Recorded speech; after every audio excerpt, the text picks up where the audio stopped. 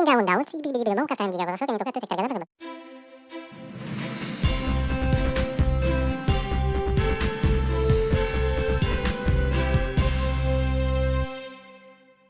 I'm Brianna Goica from the Mammoth Lakes Chamber of Commerce, and today I am joined by Brooke from Mono Arts Council.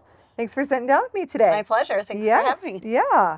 Do you want to chat a little bit about your role at Mono Arts Council and what you guys have coming up this summer? Yeah, so I am the education director at the Mono Arts Council. I just started this past fall, so kind of coming up on my 1-year anniversary. We run programs in the Mammoth Unified School District as well as the entirety of the Eastern Sierra Unified School District. So we have schools in Mammoth that we work with, but also Lee Vining, Bridgeport, Walker Colville, and Benton. Okay. So yeah, we run visual arts programs, music programs, cultural arts programs in all the different schools in Mono County. Yeah. And so what are you guys doing over the summer when kids are not in school? Yeah, so for the summer, we will be running summer camps, art-focused summer camps. We've got a couple of camps for 4 to 7-year-olds. They're such natural little artists and performers, like you can't stop them. So we've got a couple of camps that'll be sort of all-encompassing arts camps. Arts Alive, it's called. Arts, crafts, music, dance, singing, all the different things will be based at the Mono Arts Gallery, so right by the Vaughns. But then we hope to take them outside, weather permitting, and walk around and do things like that. So that's for the littles. And then for the older kids, sort of ages 8 to 12, we have some programs where it's almost like plein air painting. So we'll be taking them out adventuring into the woods and then doing all different kinds of art activities in different media so that they get to experience working with different kinds of materials and in different places. I mean, we live in the most beautiful place in the world. So taking them out to see that and then creating art from it is something we're excited to focus on. Nice. And then so what's the timing of the camps? What's the typical day look like? Yeah, they're different. Many of the sort of art and nature camps, we've got one running in Lee Vining, and we actually work with the Mono Lakes Committee for that one, which is really nice. So those camps generally run 3 days, and they're 9 to 3 on the first 2 days and 9 to 1 on the third day. So I think some of them are Monday, Tuesday, Wednesday, a couple are Tuesday, Wednesday, Thursday. It's all on our website, of course.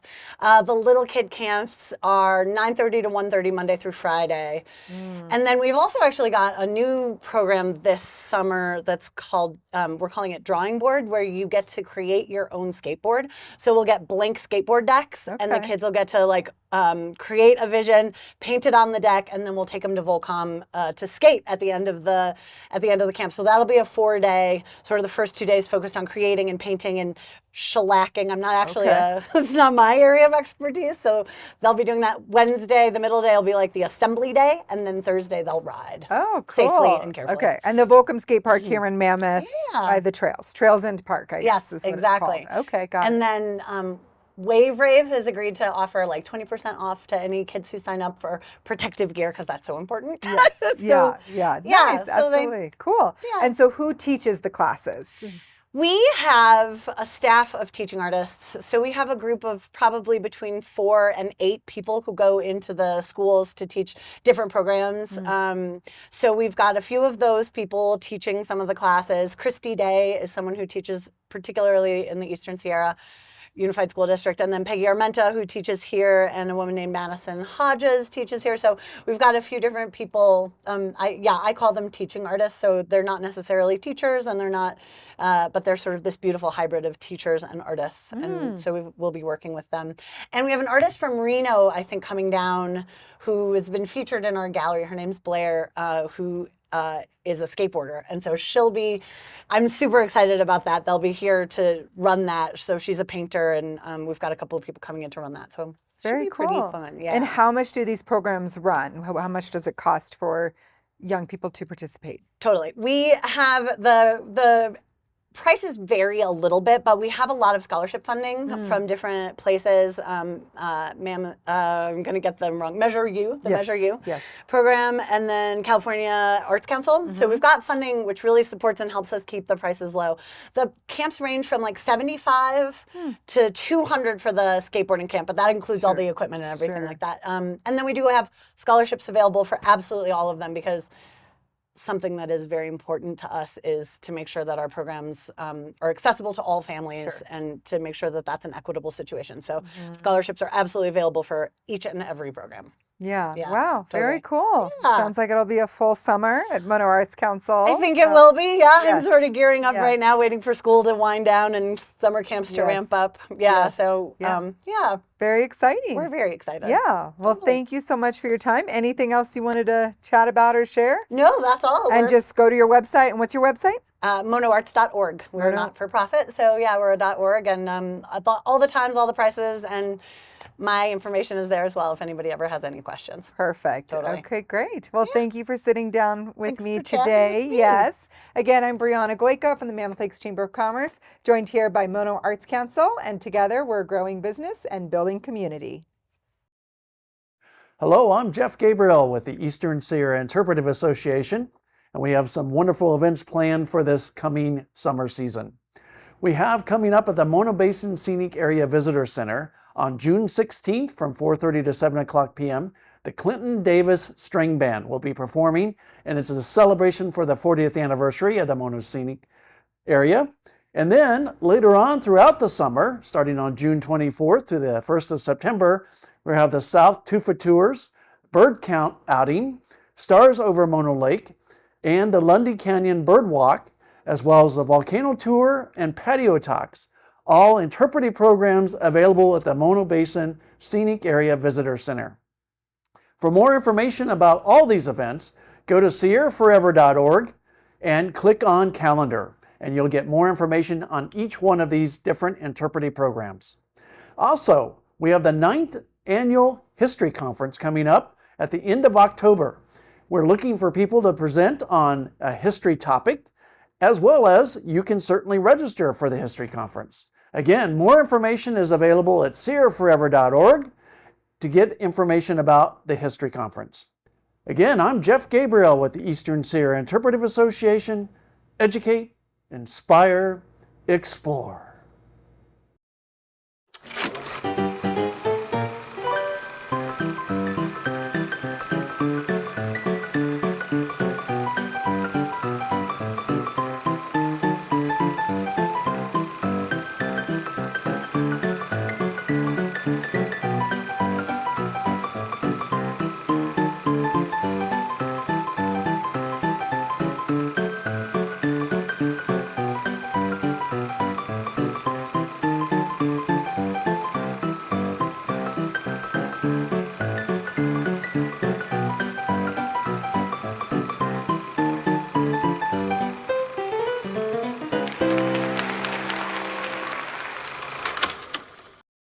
You were sitting at a table and you had a line of folks. What were you doing there? Signing books? Signing a book. Well, tell us about that book. I wrote a book, come out about 7 months ago called Life's Full Circle.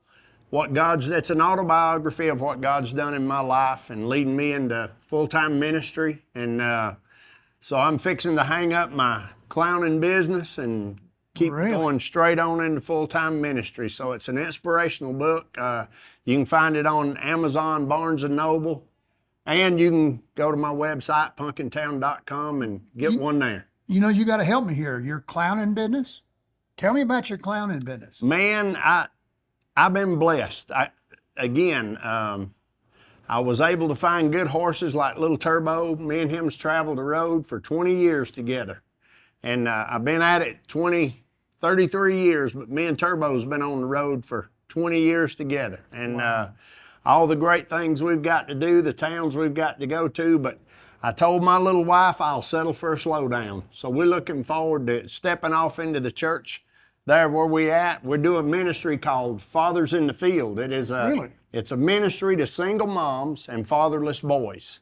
Wow. And what we do is sign these kids. It's a big deal. We make a big deal out of it. The kids that sign from 7 to 17 come into this ministry and they sign a contract like a college football player signs for their college. And they sign for a year at a time, and it's a 3-year program. We teach them faith, fatherhood, and forgiveness. Wow. Those 3 steps. And then in the process of that, these young men we go do service projects. And my field buddy is trusting Little boy's 7 years old at home, and I can't wait to get back home and get with him. We get to do a lot of fun things together. We do fun things, and then we do service projects to help build his character and build his confidence in who he is and who God intends him to be. And that's our heart, is to help these young men know that they've got a God-given purpose, because the world tries to rob that away from them. Mm-hmm. But we're here to ensure that through the gospel, and this is what I love, this is my favorite Bible verse, is in Romans. He said, all things work together for good for them that love the Lord and are called according to his purpose. Very right. Everybody's got a purpose, and it's our goal, and Fathers in the Field, is to help these young men find their purpose. Well, it sounds to me like little Tristan is blessed. Yes, he is. And I want to challenge everybody to look up Fathers in the Field on the website too. You can go to their website. It's a nationwide ministry. Your church can have it at your church. It's called fathersinthefield.com. Go check it out. It is a true blessing, because what we do is, through that deal and our service projects, is go do a service project for widow women in our community. Cool. And we do that once a month. And we take our group of boys, we go do a yard mowing or hedge trimming or limbs picking them up, and just to be a blessing to the widows, and teach these young men that God's got a purpose in their life and use it for his glory. That's great. I've heard that your church is growing. It's growing. We run a little over 300. And what'd you start with? Man, I ain't sure. I got there, this church has existed for 22, 23 years, and I'm not sure what it was running when we got there, but we're growing, and God is doing great things. Last year for our vacation Bible school, we had more volunteers than we did kids, and that's awesome, because a lot of people don't want to volunteer. Right. But our heart at Living for the Brand is to reach these kids, because the world wants to take God away from these kids. And we want to make sure that these kids know who God is, that created them. You're created in the image of God, and you're somebody. Jimmy, this has been amazing. I am so very, very grateful. Yes, sir. For your time. Yes, sir. And sharing with us. Yes, sir. All right. God bless. God bless you, sir.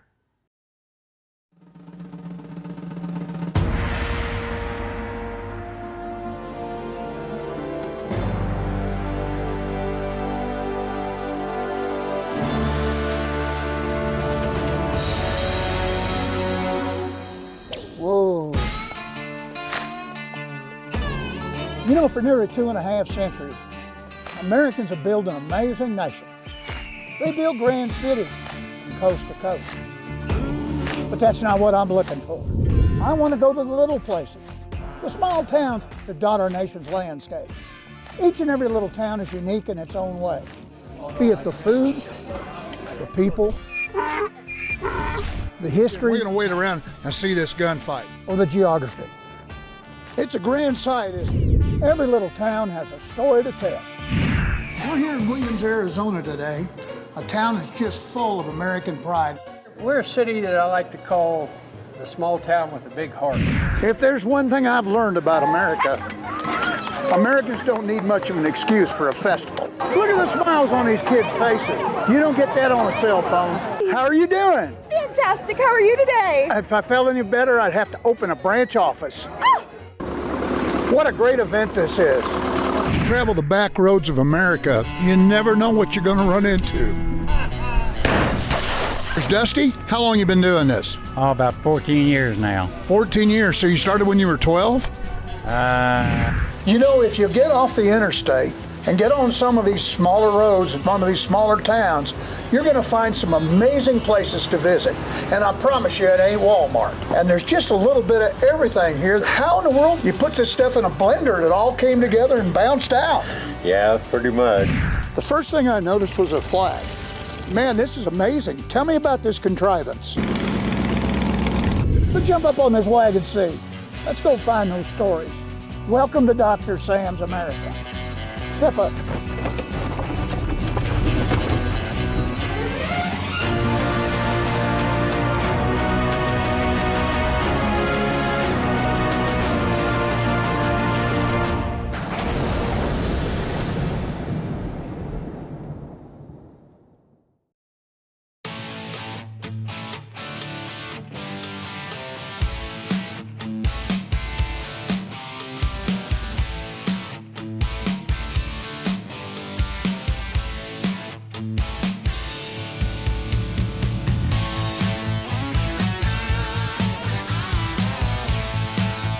Why choose us? Because our success is determined by your success. Our job is to promote you. With our combined success, we foster an after-school programs teaching, broadcasting, writing, TV, and film.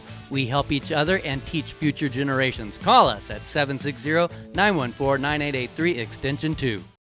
Hello, I'm Jeff Gabriel with the Eastern Sierra Interpretive Association, and I am lucky today to have a special guest. We have Jennifer Whitney from the River Queen. So we're going to talk a little bit about your project you have going on. And so starting off, tell us a little about the River Queen project and what does it mean for Bishop? So the River Queen project is going to be a redevelopment of the old Ben Franklin building in the middle of Main Street. It's going to be an all regionally sustainably sourced general store, a farm-to-table cafe, a community event space, and boutique hotel rooms. And I think if I heard right, you have a couple of events, maybe not official, but some people are being able to use the space or at least come visit the space, right? Yes. If they would like? Yes, on a regular basis, I'm always giving tours. I started an Opportunity Zone fund to fund the project, and so I've been raising private equity over the last 2 years. The plans for construction are also underway, and we'll be submitting final plans to the city later this summer, and hope to break ground by the end of the year, although we are still fundraising.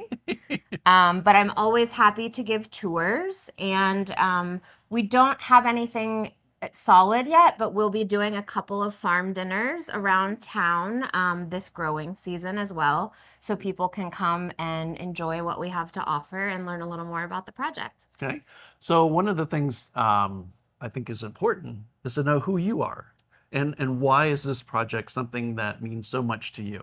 So who is Jennifer Whitney? So my career has been as a photojournalist, telling stories about social issues and politics and people for national newspapers and magazines mostly. I covered the Texas-Mexico border region for many years based in San Antonio. And I moved back to California where I partially grew up about 8 years ago and spent some time in Joshua Tree. And I moved up here during the pandemic, and I've loved the Eastern Sierra for a very long time, lived lots of places in the Mountain West.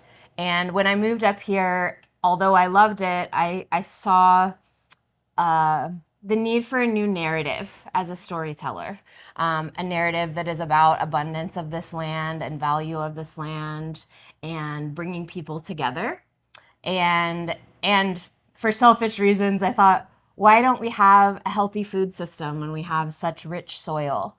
And why is our Main Street sort of dilapidated and full of empty buildings? And how can I do something that helps to move around those problems? And so I had the idea for the business mostly out of my own need for healthy food and a creative place to gather. And then shortly thereafter, Adrienne, who owned Ben Franklin for 25 years, announced that she was retiring and selling the building. And so I upended my life in a lot of ways and started the fund in order to fund it. And there's a lot of amazing people involved in the project and invested in the project now that have a lot to bring to the table as far as business experience and history in the Eastern Sierra. And so I'm excited to be building a community of people that are really passionate about moving us forward and rebuilding agriculture and a more beautiful, historically relevant Main Street. Yeah. So for those that may not know, can you provide a little bit more information about what is an Opportunity Zone Fund? I mean, what does it mean and how does it impact, obviously, economically to Bishop? So our opportunity zones are actually physical designations. It's a federal designation all over the U.S. Bishop and also the southern part of Inyo County around Lone Pine, Olancha area are designated opportunity zone funds based on economics, essentially. And the idea was to attract private equity to challenge rural and urban areas. Essentially, you're selling securities. There's significant legal and accounting setup involved, but I'm the first person to raise private equity through an opportunity zone fund. And what it does is incentivize investors with significant capital gains benefits. So if you're investing a capital gain, there's a significant deferment of those taxes and no tax on what you make off this investment in 10 years. It is a long-term investment. So really, the idea is to educate our community about the possibilities and the benefits of investing back into the community. Right. So you said previously that things are going very well. Plans to go submit to the city, and then following probably construction at the end of the year. So how are, in the sense of that timeline, when do you think the project will be at its completion or final period of time? So we have a wonderful local contractor on board. Depending on how things go with the city with permitting, our design and architecture team is wonderful, and I expect them to submit well-researched plans so that we should breeze through the city process, we hope. But some of it will be dependent on the permitting process with the city. Yeah, so we hope to break ground by the end of the year, and then we have an 18-month to 2-year construction project. And we'll be doing more community engagement in that time frame, more dinners and pop-ups and things like that. So a little bit more detail about exactly how the makeup of the building inside is going to be. I mean, what's it's going to be, because it's currently 2-story. Yes, it's currently 2 stories. We did the demolition early on because we needed to get the engineering information. There were about 5 layers on the inside of the building in true Bishop fashion. And we uncovered so many beautiful historic assets, including the old transom windows, the coffered ceiling, beautiful curved plaster upstairs, and then a wonderful river landscape mural from the 40s on plaster, which we're restoring. And so ultimately the building is now 7,000 square feet. Based on the new downtown plan and mixed use zoning, we're adding on another story. So the building will be about 12,000 square feet when it's finished. It'll have 11 guest rooms. And the best part is a community event space on the 2nd floor with beautiful views of the Sierras, and then an outdoor space on the 3rd floor with epic views that I hope we can all enjoy. So in the sense of capacity of that 2nd floor community room that's available, I mean, what size of audience could you have or attendance could you have? The occupancy on the 2nd floor is about 100 people. On the 3rd floor, indoor-outdoor space, about 75 people. Wow. So you'll be able to stay on site and have a conference, a wedding. We expect to have lots of educational engagement, really around 4 pillars: creative, culinary, agricultural, and environmental education and engagement. And I think if I don't have, I think I have this right. So on the culinary part, I think you were going to try to see if there's a connection to the Bishop Union High School and try to get high school students involved and stuff. Can you talk a little bit more about that? Yeah, so we hope to, as a person who worked in the service industry for many, many years and has lived in lots of urban areas with wonderful food scenes, I think all of us sometimes wish that we had better food options in the Eastern Sierra. And one of the challenges to that, one of the biggest challenges to businesses here in general, is retaining employees. And so the high school and the college actually have started training programs for service industry and for chefs and culinary people interested in a culinary career. And so we hope to be able to advance that with a shared commissary kitchen. The idea really is to create an outlet for more local agriculture, cottage food products, makers, locally made, high quality, functional goods. And by doing that, we'll be creating more jobs and also able to train young people to build creative careers in those avenues, which will give us more variety of unique local products and also workers in those industries. Yeah. So you touched some on the historical significance of the building and some of the things that you've unveiled and sense of getting it sort of down to the part that you can start making it look more like a place to have a business. Anything in particular that you wanted to highlight on the historical part that you may have found out about this unique building in downtown Bishop?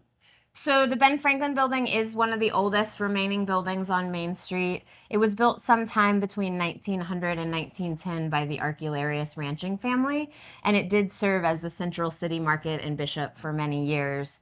It then became the G&E 5 and 10, owned by Sam Schultz, which was a variety store.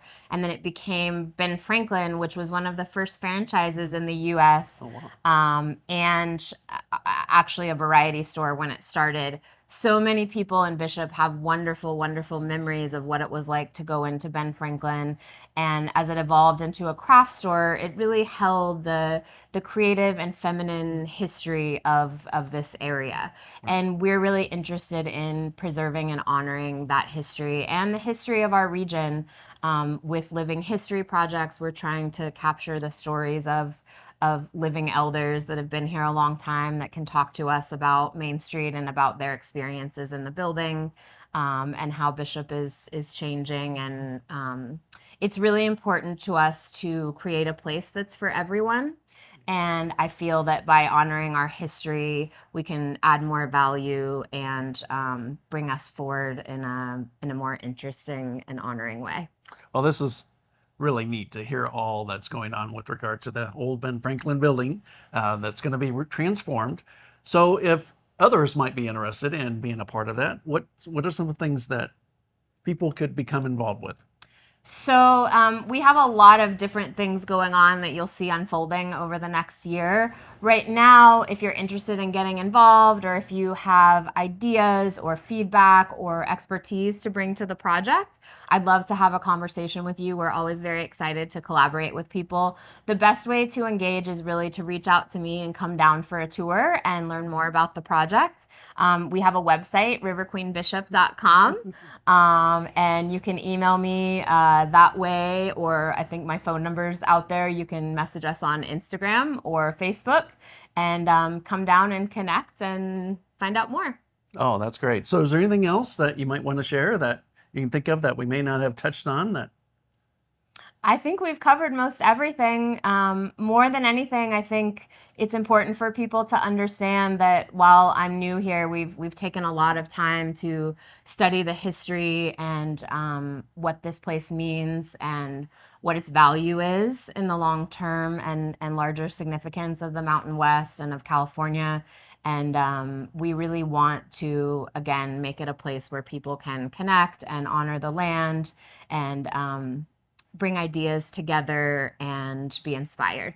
Yeah. So, yeah, we're happy to collaborate and connect and look forward to meeting everyone. Well, we certainly do appreciate you being here and giving an update on the River Queen project. Sounds absolutely thrilling and excited.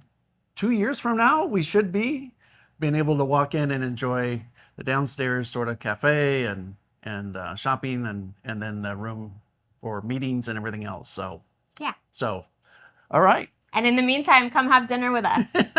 There we go. All right. I'm Jeff Gabriel with the Eastern Sierra Interpretive Association. Educate, inspire, explore.